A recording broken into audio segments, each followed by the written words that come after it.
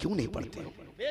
लच्छेदार तकरीरें की, 2 जुमले फिलिस्तीन के बोलते हुए मैया मरती है, क्यों नहीं बोल सकते तुम? उनके लिए आवाज नहीं उठाओगे?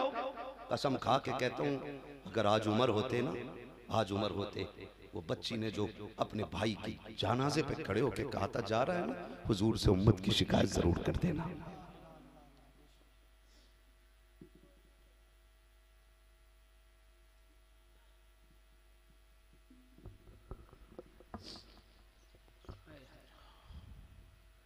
उसने कहा था, हुजूर से मुलाकात हो ना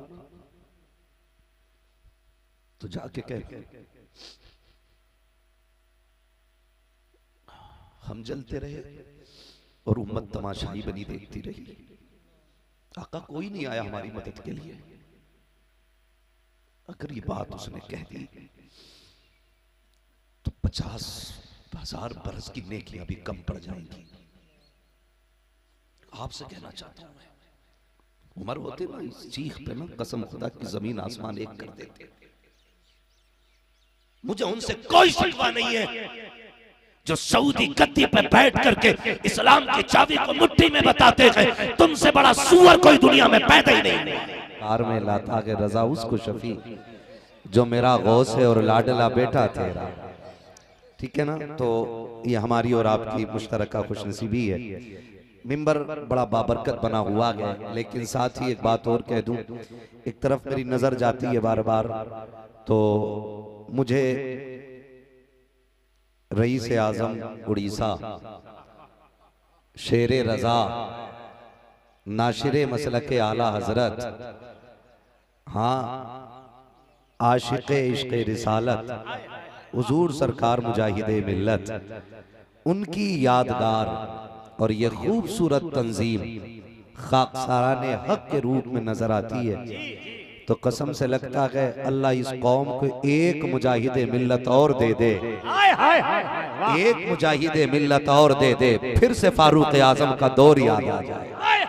नारे तकबीर, नारे रिसालत, फैजान हुजूर मुजाहिदे मिल्लत, आए हाय वाह, जिंदाबाद जिंदाबाद।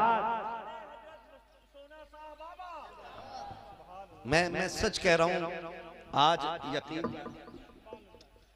यकीन जाने हमारे पास तंजीमें भी हैं, सलामत अल्लाह बरकत अता फरमाए। यकीन जाने हमारे पास तंजीमें भी हैं, हमारे पास जमातें भी हैं, हमारे पास बड़ा फंड भी है, हमारे पास दौलत की भी कमी नहीं है। अगर कमी है तो फिर से किसी मुजाहिदे मिल्लत की कमी। गलत नहीं कह रहा हूं हजरत, ये दिल का दर्द है।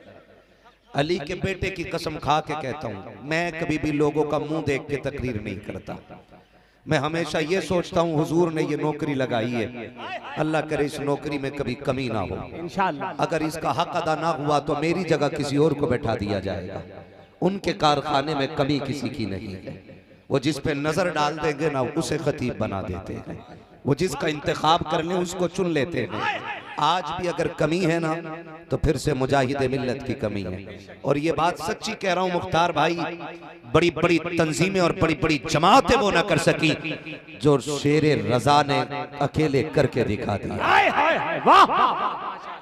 और ऐसे ऐसे शेर आला हजरत ने बनाए, ऐसे ऐसे शेर। ये बात भी कही जाती है कि खतीब मुरादाबाद ही में क्यों होते हैं ज्यादा। मैं खुद सोचता था बहुत बड़ी बात कि ये मुरादाबाद ही में खतीब क्यों इतने पैदा होते। जब मैं तारीख पढ़ते पढ़ते पढ़ते पढ़ते सदरुल्लाह फाजिल की चौखट पे पहुंचा तो मुझे पता लगा कि जब किसी महफिल में सरकारे आला हजरत जाते थे तो तकरीर के लिए सदरुल्लाह फाजिल को खड़ा किया जाता था।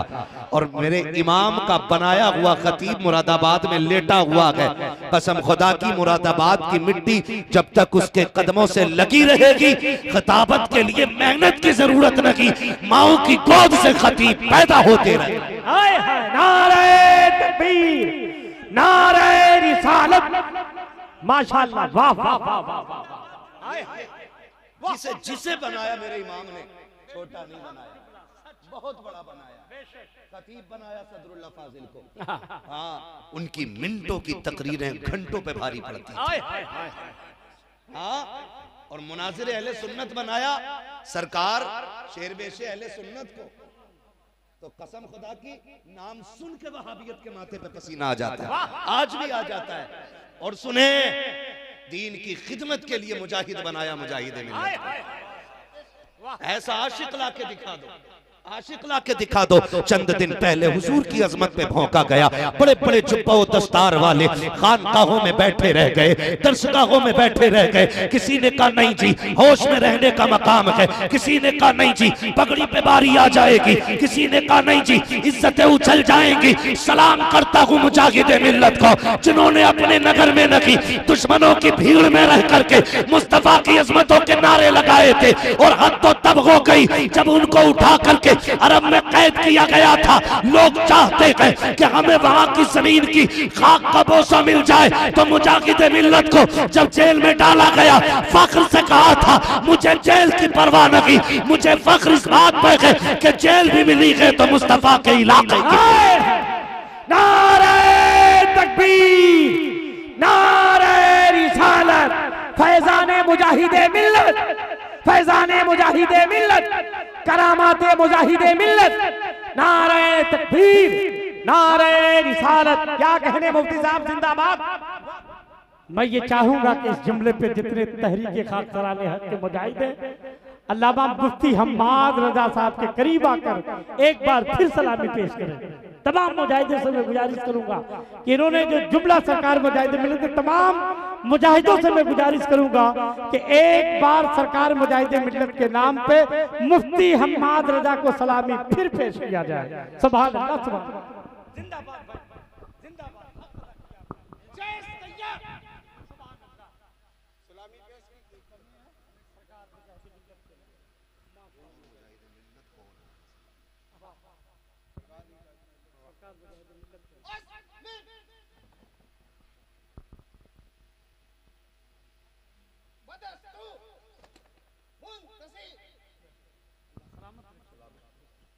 नारे तकबीर, जरा हाथ उठा के यारो, नारे तकबीर, नारे रिसालत, फैजाने मुजाहिदे मिल्लत। वो अपने दौर के उलमा में कद्दावर नजर आए, इमाम अहमद रजा के इल्म के मजहर नजर आए, इमाम अहमद रजा के इल्म के मजहर नजर आए। वो अपने दौर के उलमा में कद्दावर नजर आए। सऊदी की हुकूमत ने रखा था जेल के अंदर, मगर मेरे मुजाहिद जेल के बाहर नजर आए। तो जो है सारे लोग डर के तो नहीं बैठे यार, डर के तो नहीं बैठे। जिन्हें डर हो वो घर चला जाए। बिल्कुल, हमें चार चाहिए, शेर चाहिए। हाय हाय हाय, हाँ, सलामत रहे सारे लोग, डरे तो नहीं है ना। मैं बात करने लगा हूं, सुने।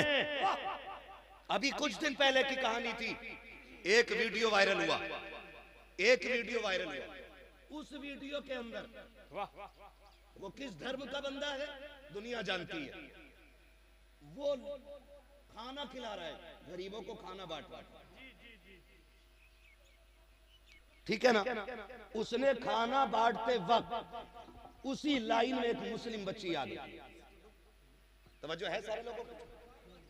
ये मुझे बस आप दुआएं दे दें, मैं दुआओं के सहारे जी लूंगा।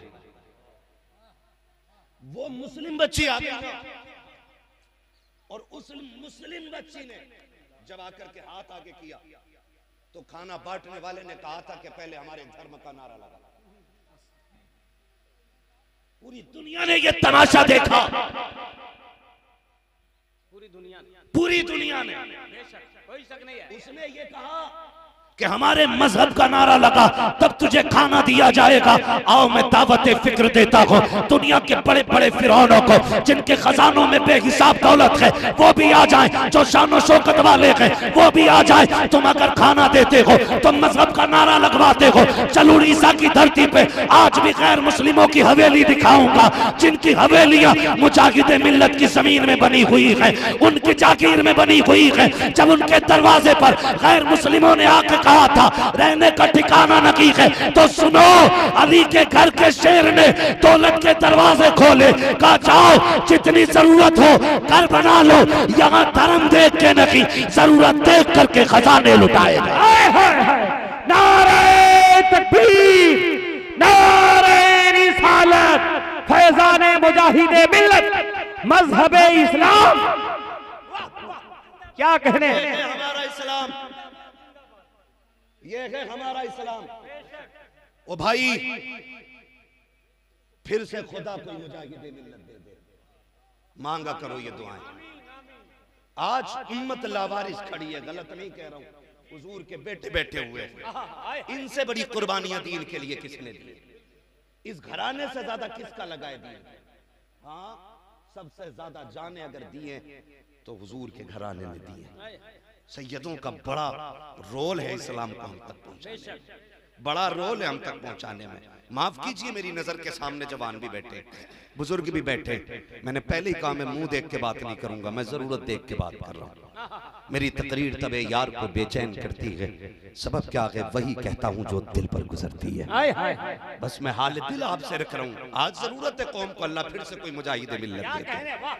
अगर आज मुजाहिदे मिल्लत होते ना तो कसम खुदा की फिलिस्तीन की बच्चियां लावारिस नहीं होती। मैं गलत नहीं कह रहा हूं, बेशक फिलिस्तीन की बच्चियां लावारिस नहीं होती। आज उन गरीबों के ठिकाने नहीं उजड़ते। आज हमारे पास सब हैं, चंदा लेने वाले भी हैं, धंधा करने वाले भी हैं।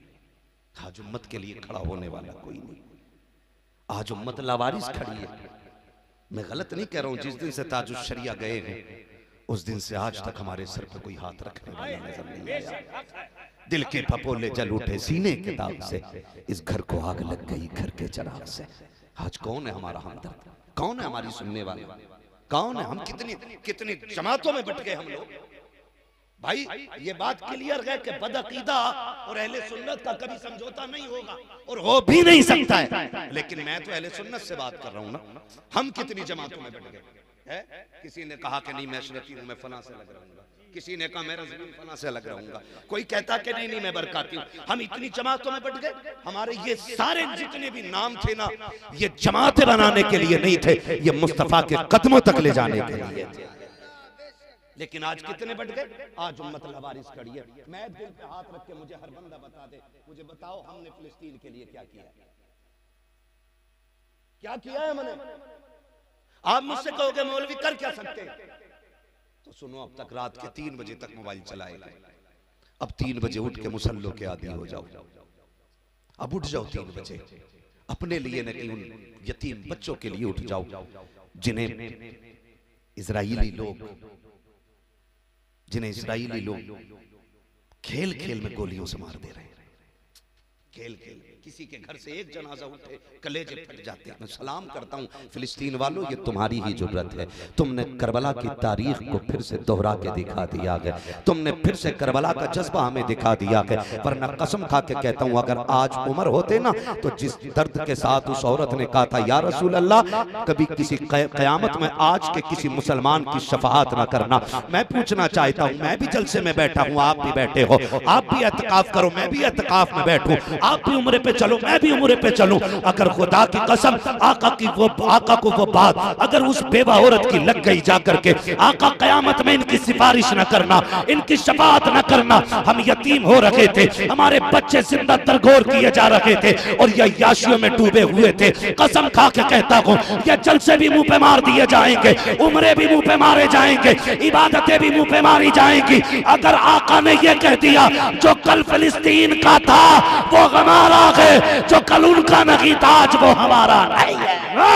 नारे तकबीर, नारे रिसालत, अज़मते मुस्तफा, मजहबे इस्लाम। मैं पूछना चाहता हूं, मैं कसम से कह रहा हूं, देखिए मैं नात खानों का मुखालिफ नहीं। नात खानी हसन की सुन्नत है और हम कहते हैं नात खानी मौत भी हमसे छुड़ा सकती नहीं। अजी कब्र में भी मुस्तफा के गीत गाते जाएंगे। मैं पूछना चाहता हूँ, रंग जमाने वालों को दुनिया में पैगाम दे दो। वाह वाह के लिए शेर पढ़ते हो, कभी फिलिस्तीन के लिए भी 2 मिसरे पढ़ दो। क्यों नहीं पढ़ते हो? लच्छेदार तकरीरें की हैं, 2 जुमले फिलिस्तीन के बोलते हुए मैया मरती है। क्यों नहीं बोल सकते तुम? उनके लिए आवाज नहीं उठाओगे? कसम खा के कहता हूं, अगर आज उमर होते ना, आज उमर होते, वो बच्ची ने जो अपने भाई की जनाजे पे खड़े होके कहा था, जा रहा है ना, हुजूर से उम्मत की शिकायत जरूर कर देना।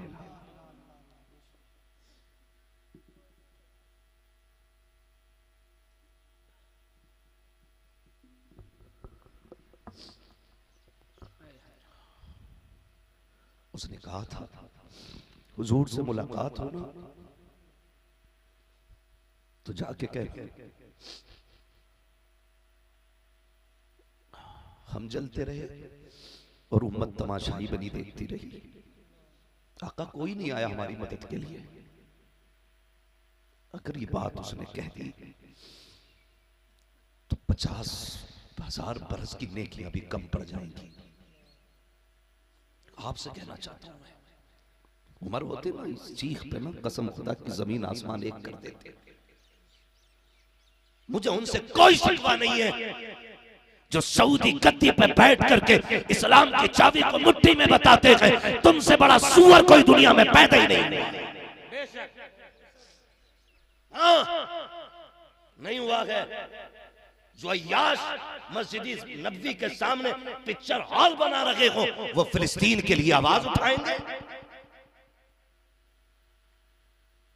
और उनके दल्ले, उनके चमचे हिंदुस्तान में कहते अगर वो हक पे ना होते तो काबे की चाबी उनके पास क्यों होती? तो सुनो कुत्तो, चाबी उनके भी पास थी ना जिन्होंने 365 बुत काबे में ला के रखे थे। तो क्या वो हक पे थे? तैयारी करो, 3 बजे उठने की आदी हो जाओ, अब मुसल्ले बिछा लो और अपने रब को आवाज दे के कहो, मालिक हम वहां नहीं जा सकते, मगर मालिक मेरी दुआ तुझ तक आ सकती है ना। अल्लाह फिलिस्तीन के भूखों के लिए रिस्क का इंतजाम कर दे। हाँ, ये दुआएं मांगो, रातों को उठ के दुआएं मांगो और जाओ बेटियों से जाके कहो बेटियों से जाके, आज के बाद तेरा नकाब नहीं उतरना चाहिए, आज के बाद तेरा नकाब नहीं उतरना चाहिए। मेला हो, मजार हो, बाजार हो, मार्केट हो, सुन नकाब ना उतारना। इसलिए कि बेपर्दा औरतों की गोद में गैरतदार नहीं बेगैरत औलाद पैदा होती है। मैं खुल के कह रहा हूं, खुल के कह रहा हूं। आज हैरत है, वो 3 दिन के बाद बच्चे को निकाला गया मलबे के नीचे से, खून बह रहा था चेहरे से, लेकिन जब मीडिया वाले ने कैमरा आगे किया तो वो मुस्कुरा रहा था। वाह सुभान अल्लाह, वो मुस्कुरा रहा था। आज बड़े बड़े पीर कैचली में पैक हैं, उम्मत के हक के लिए बोलने वाला नहीं। उस बच्चे ने आंखों में आंखें डाल के कहा था, जिंदगी जिंदा दिली का नाम है, मुर्दा दिल क्या खाक जिया करता। जी वाह वाह। ये मैं सोचने लगा ये गैरत वाले बच्चे कहां पैदा हुए, इतनी जुर्रत कहां से आई। फिर एक इंटरव्यू आया, सुनो, एक इंटरव्यू एक बच्ची का लिया था किसी ने और कहा था हर वक्त नकाब में क्यों रहती हो? उसने कहा तुम तो जागते की बात करते हो, हम तो सोते हैं तब भी नकाब में सोया करते। हाय हाय हाय, वाह। जिन्होंने भाई के सेहरे के नाम पे दुपट्टे उतार दिए, जिन्होंने मेहंदी के नाम पे कपड़े कल के कर दिए, जाओ उन बेटियों से जाके बात करो जिन्होंने मेकअप के नाम पे बाप की इज्जत को बरसरेआम नीलाम करके रख दिया है। जाओ उन बेटियों से जाके कह देना जिन्होंने भाई की आबरू की परवाह नहीं की है। जाओ उस बेटी से जाकर के बात करो जिसने खानदान की इज्जत को मिट्टी में मिला के रख दिया है। जाके कह दो उनसे कि उस बच्ची का पैगाम सुन। जब उससे पूछा गया था, बता तू पर्दे में नकाब में रात को क्यों सोती है? उसने कहा हम जानते हैं दिन में कभी भी हमारे गोली लग सकती है, दुश्मन हमारे दाएं बाएं है, लेकिन जब हम सोते हैं तो ये सोच के सोया करते हैं रब जाने कल का सूरज नसीब होगा कि नहीं होगा।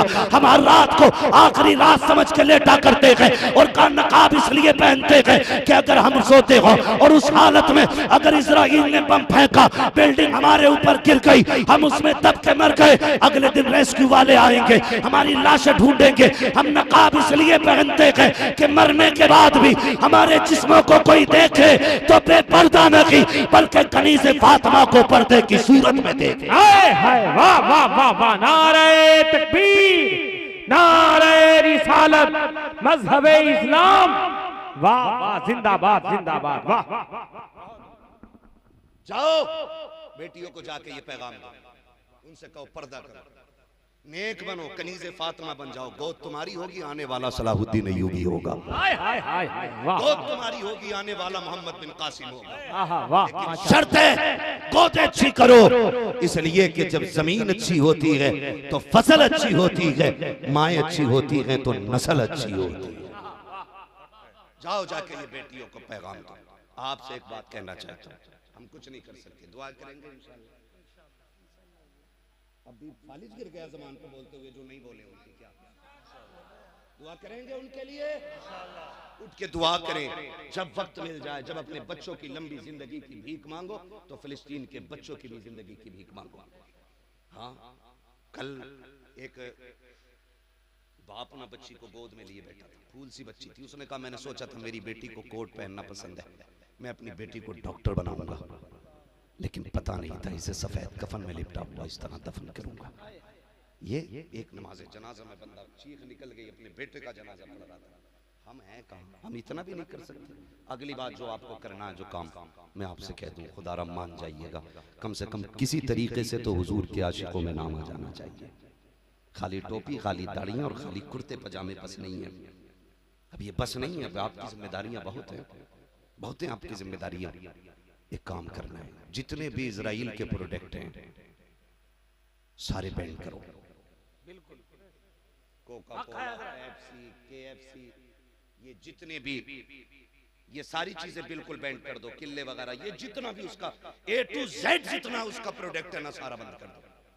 आप सोच रहे होगे कि यार मेरे 10, 20, 50 लोगों से बंद करने से क्या होगा? मुझे इससे मतलब नहीं उसका क्या होगा। कम से कम कयामत में अपना अशर फिर वही होगा ना, जब हजरत इब्राहिम खलीलुल्लाह आएंगे, अल्लाह के खलील आएंगे, तो फिर वो चिड़िया भी लाई जाएगी, वो बुलबुल जो चोंच में भर के पानी डाल रही थी, और वो गिरगिट भी लाया जाएगा जो फूंके मार के आग बढ़ाने की कोशिश कर रहा था। दुनिया जानती है, पूछा था, दुनिया जानती है कि न गिरगिट की भड़काने से आवाज बढ़ सकती थी हवा, और न बुलबुल के बुझाने से बुझ सकती थी। किसी ने कहा इतनी मेहनत क्यों कर रही है? तो उस बुलबुल ने कहा था, जब क़यामत में अल्लाह के खलील के हमदर्दों की जमात आएगी ना, तो कम से कम उस जमात में मुझे भी खड़े होने का मौका मिल जाएगा। मैं जानता हूँ हम कुछ भी नहीं कर सकते, तो इतना तो कर सकते कि जिनके हाथ फिलिस्तीनियों के खून में डूबे हुए हैं, हम उनकी एक एक चीज को खून से ज्यादा हराम मानते हैं।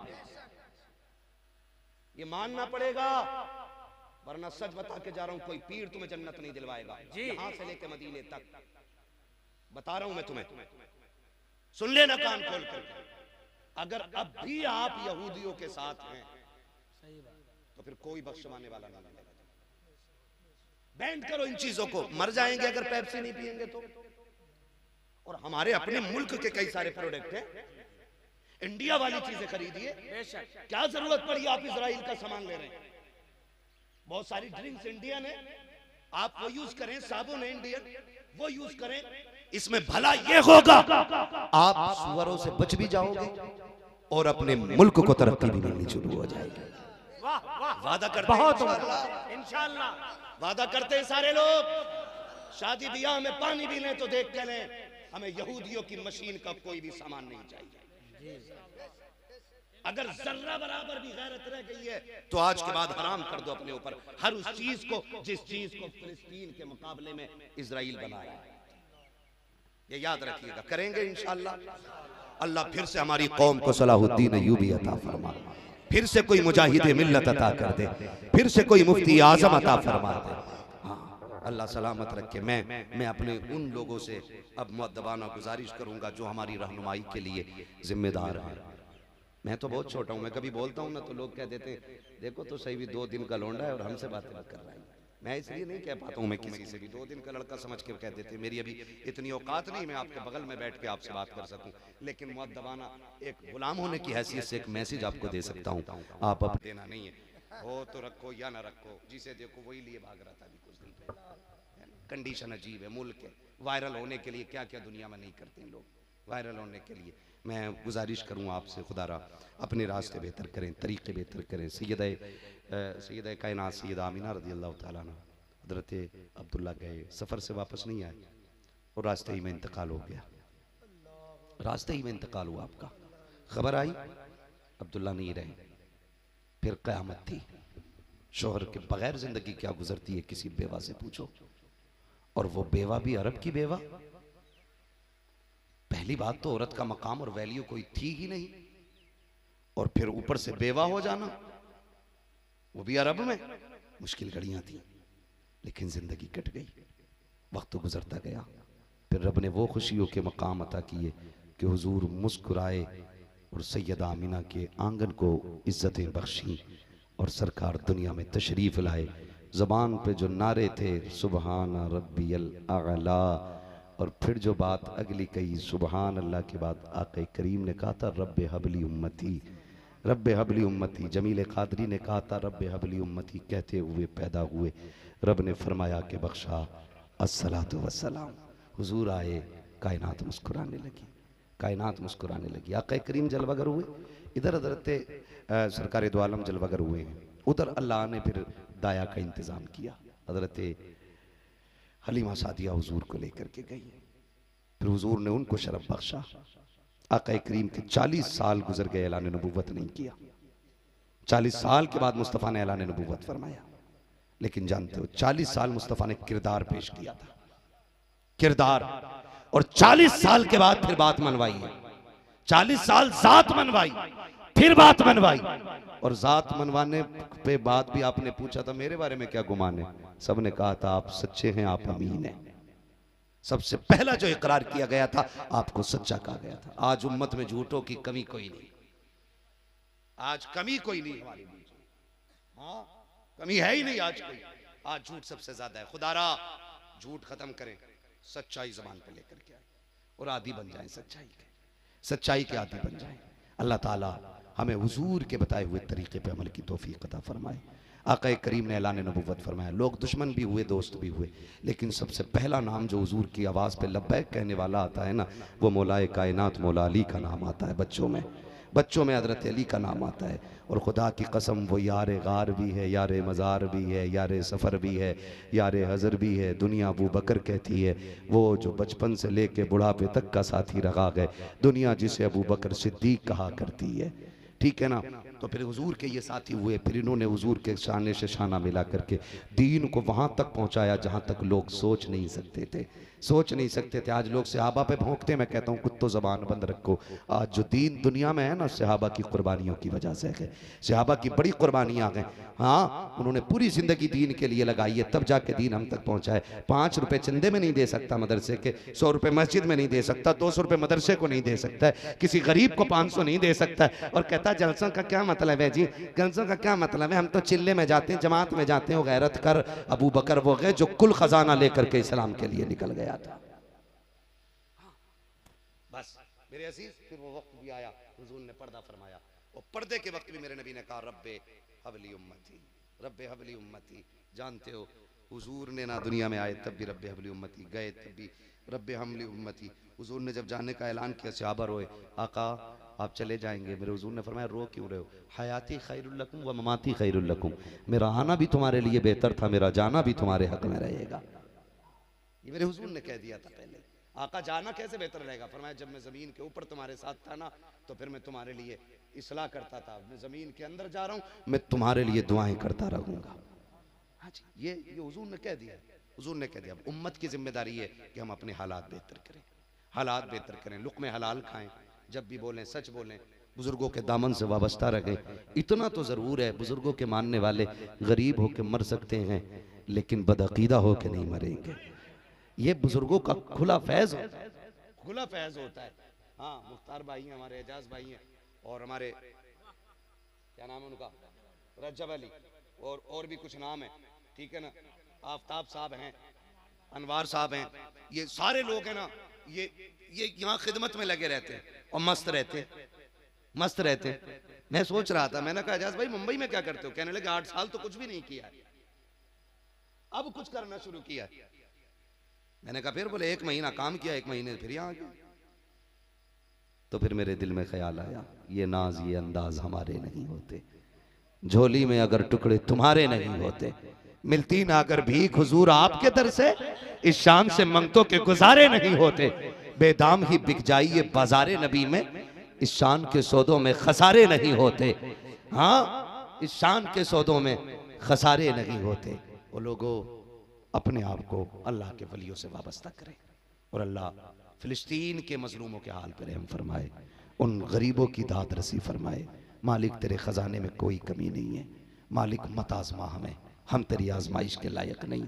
अल्लाह हम वो गुनाहगार हैं जो किसी लायक नहीं है।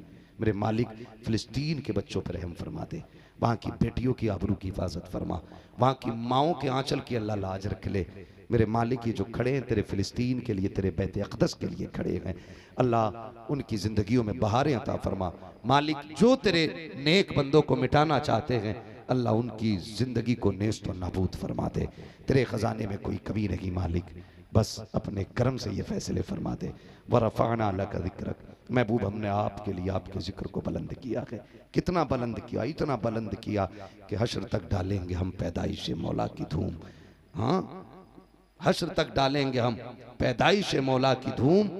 दम में जब तक दम है जिक्र उनका गिराते सुनाते जाएंगे, मिसले फारस नजद के किले गिराते जाएंगे। हाँ जी, मैं आपसे गुजारिश करूंगा सारे नौजवान अहद कर लें, हमें अल्लाह रसूल को राजी करना है, करेंगे इंशाअल्लाह। जितने नौजवान बैठे अल्लाह तौफीक दे, वक्त मिले ना मिले कोशिश ये करें कि हम हर वक्त में अपने रब को सजदा करेंगे, हर वक्त में सजदा करेंगे, उसे रो के मनाएंगे, उसे आवाज़ देंगे। वो करीम है, वो कुरान में कहता है महबूब इनसे कह दो जब ये मुझे आवाज़ देते हैं तो मैं इनकी बातों को सुनता भी हूँ, इनके सवालों के जवाब भी देता हूँ, इनकी पुकारों के जवाब देता हूँ। ये रब ने वादा कर लिया है, ठीक है ना। अल्लाह सबकी सुनने वाला है, लेकिन हमें उससे मांगने का तरीका आना चाहिए, उसे राज़ी करना चाहिए। करेंगे इंशाअल्लाह, वादा करें इंशाअल्लाह। मेरी पूरी तकरीर फ़िलिस्तीन के मजलूमों के लिए दुआ करनी है और इजराइल के बदमाशों की जितने भी प्रोडक्ट हैं सबका बाइकाट करेंगे इंशाअल्लाह। खाएंगे पिएंगे तो नहीं इंशाअल्लाह। वो जो लिस्ट है ना पूरी अपने मोबाइल में सारे रखें, चीज खरीदने से पहले एक बार लिस्ट देख लें कहीं ये इस लिस्ट में तो नहीं है। और मैं तो कहता हूं अपने मुल्क की चीजें खरीदो ताकि हमारा हिंदुस्तान आगे बढ़े, हमारा मुल्क आगे बढ़े, हमारे मुल्क को फायदा होना चाहिए, हमारी मुल्क की बुनियादें मजबूत होनी चाहिए। मैं ये करना, यही करेंगे इंशाअल्लाह। बोलो इंशाअल्लाह। उम्मीद करता हूं इस पे अमल किया जाएगा। अगली बात जो मैंने कही थी, बच्चियों से कहीं पर्दा करें, कनीज़े फातिमा ज़हरा बन जाए, शोहरों का अदब करें, बेटों से गुजारिश है बाप का एहतराम करें। जितनी फरमाइशें रह गई हैं, अगर इन्होंने मुझे दोबारा बुलाया और मैं फिर इंशाअल्लाह कभी आया तो बात यहीं से शुरू करूंगा जहां से छेड़ी है, जहां से छोड़ी है। हुजूर की विलादत से इंशाअल्लाह मैं मुकम्मल शुरू करूंगा।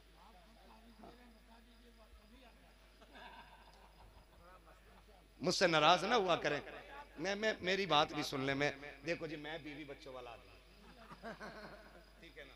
यकीन करें जलसे वाले जितने परेशान तारीख के लिए रहते हैं ना, मेरे बच्चे भी उतनी मेरे लिए परेशान।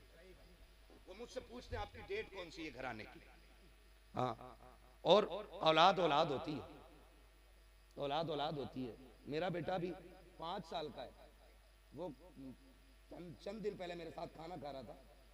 तो अब देखिए बाप कुछ भी है औलाद के लिए तो बाप है।